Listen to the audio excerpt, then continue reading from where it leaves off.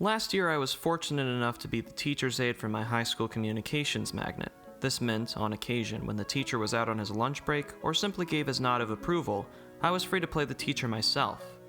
The freshmen of Richardson High School were entreated to the occasional lecture or seminar about my favorite films, the craft behind them, and their relationship with storytelling as a whole. In one such seminar, the topic of the day was horror cinema. What's the appeal? I showed my freshmen a series of trailers for horror movies of varying subgenre and subject matter, afterward asking them how they felt, and finally dissecting exactly why what they had just watched had scared them.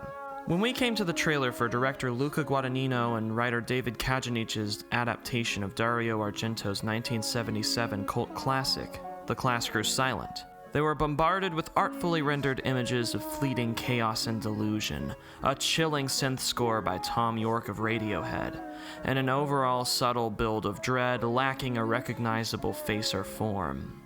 When its brief length had passed and the lights cut on, I asked a simple question. "Okay, how do we feel?" Without raising her hand, a student blurted out, "I feel violated." That is because a film with horrors as intimate as Suspiria's can get under one's skin in ways popcorn horror could never. Guadagnino and Kajanich have crafted a film of surprising depth, heart, and thematic wealth for the horror genre. Their film builds on more traditional horror elements of the Argento original, with the essence of a film about motherhood, sisterhood, accepting death, grief, and generational guilt.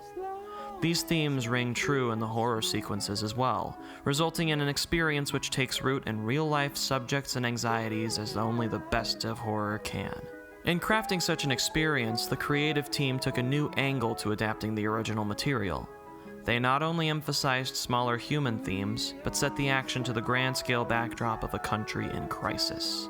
Because the original is very much its own thing, Guadagnino and Kajanich set out not to remake it, but to take its bare bones and create a period piece that played to their strengths. As part of adapting Argento's initial premise of a German dance academy run by witches, Guadagnino and Kajanich expanded on the political world the characters inhabit. When I first saw their Suspiria, I thoroughly loved it. All their interpersonal themes instantly clicked with me, and the nutty grotesquity of each horror scene wrenched my insides about the walls of their fleshy cradle, as violently as poor Olga in the mirror room. I knew I was watching an uncompromising vision of horror artistry bathed in blood, disturbing imagery, and deep emotions. However, my eyes kinda glazed over every time I saw a riot, news bulletin about some planejackers, or characters discussing divided Berlin politics. So frequently. That's not to say I didn't know deliberation when I saw it. Clearly Guadagnino and Kajanich were saying something with these specifically chosen glints of history. Some critics even went so far as to say their film was a secret allegory of sorts. There was something going on under the surface, only my ignorant American understanding of 70s politics just about ended with Watergate, some tomfoolery with OPEC, and the twilight of the Vietnam War. To fully appreciate what they were doing, I was due for more than a little homework.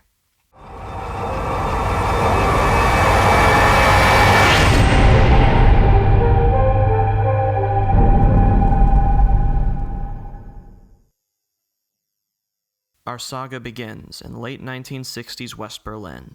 As in America, angst-fueled youths protest the Vietnam War and capitalism, practicing free love and leading marches of protest on the daily.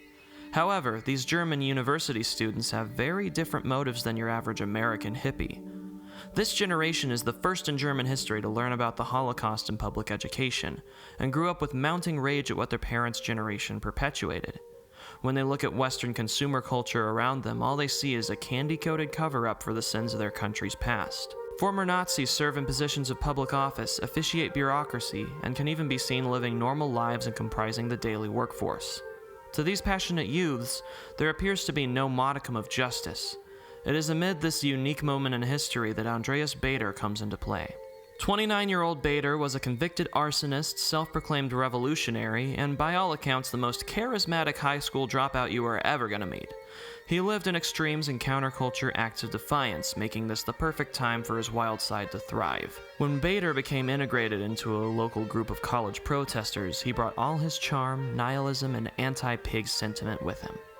He and his then-girlfriend Gudrun Esslin got the group involved in increasing displays of protest firebombing department stores, committing petty felonies, and driving armed BMWs across the nation in attempts to disrupt the complacency and hypocrisy they saw in a guilty government of pigs. The ensuing conflict became an escalating war with law enforcement. Along the way, Bader was arrested and jailed, only to be broken out by German journalist Ulrich Meinhof, a longtime acquaintance of the movement. The two's continued involvement gave wind to what became known as the Bader-Meinhof Gang. As the gang, eventually dubbed the RAF or Red Army faction, grew in membership and intensity of action, the West Berlin police force had no choice but to up the ante with firepower of their own. Ironically enough, some say the RAF is the strongest asset to what became a sort of renaissance for West Berlin law enforcement bureaucracy. Eventually, all main leadership, Bader included, wound up incarcerated in Stammheim, a high-security prison where they would remain for the rest of their short, doomed lives. Our story doesn't end there, though. In the years original members were behind bars, the RAF on the outside became an even stronger movement. Once the first generation of RAF members were incarcerated back in 1972, the so-called second generation began to formulate. In the year 1977, they would make several drastic plays demanding their first-generation leadership be set free. These infamous acts of terrorism would go down in history as the German Autumn of 1977, and the beginning of the end for the movement as a whole. It is here that our timeline begins to entwine with the events of the movie. Concurrent with multiple protest marches and riots, RAF members assassinated banker Jürgen Ponto after a failed kidnapping attempt. They then succeeded to abduct former Nazi and president of the German Employers Association Hans Martin Schleyer, holding him for ransom on the condition that the first Jenners be released. When the West German government refused to relent, RAF operatives took it a step further. Via a connection with Palestinian socialist group Popular Front for the Liberation of Palestine, or PFLP, the RAF arranged for a very public show of power. On October 13, 1977, Lufthansa Flight 181 took off from Palma de Mallorca, Spain, en route to Frankfurt. However, it wouldn't meet its destination. PFLP members hijacked the flight and killed the pilot execution style, landing the plane at Mogadishu International Airport in Somalia, where they would hold all the passengers hostage until the first-generation RAF members were freed from Stammheim. The RAF's reign of terror had gone international. But alas, it was all for naught. First, Meinhof was found hanging in her cell by a bath towel turned noose. Apparently her nerve deteriorated in face of her life sentence, and other RAF inmates psychologically tormented her until she couldn't take it anymore. Despite all their bullying, all of them ultimately suffered similar fates at their own hands.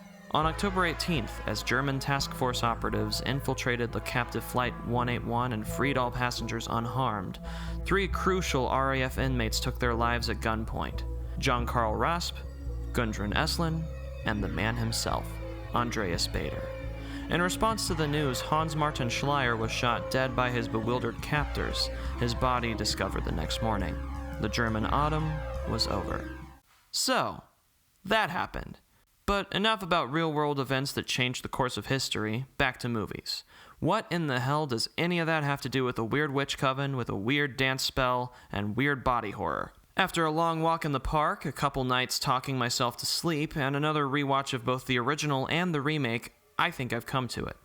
Perhaps the film isn't a direct metaphor for the RAF's reign of terror. Perhaps Guadagnino and Kajanich have crafted a broader allegory for the coming and going of ages, the passing of dark times, and the human spirit's willingness to power through to the light at the end of the tunnel. The German Autumn is a stand-in for any human tragedy. One pointed newscast towards the end of the film says, "This is the official end of an era." The line stuck with me, kicking around in the back of my head. Guadagnino and Kajanich used the unique state of West Berlin to exemplify universal messages about our capacity to power through even when all seems lost. As a result, we're left with a horror film with the same amount of thoughtful depth they put into their more traditional dramatic affairs. The glimmers of history serve as reminders that real life can often feel as disorienting as a horror film. Our flirtations with cold reality and political discourse can leave us feeling as intimately violated as that freshman from my film class.